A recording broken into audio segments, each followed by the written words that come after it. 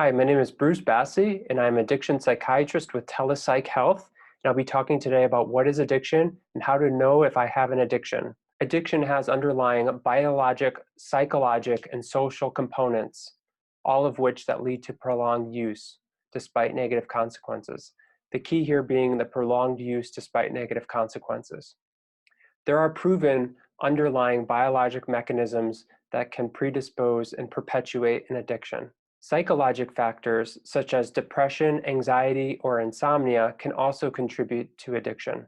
Social factors such as isolation or codependency also play a role. Since there are many factors that can perpetuate an addiction, people often mistakenly think that addiction is a choice and thereby forget what caused the addiction in the first place. But the single best piece of evidence against the choice hypothesis and the choice argument is the underlying biological mechanisms of addiction that we won't get into today.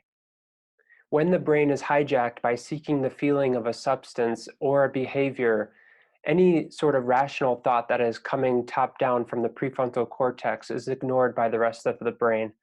But where do the limits of normal behavior end, and when do we start to call it an addiction?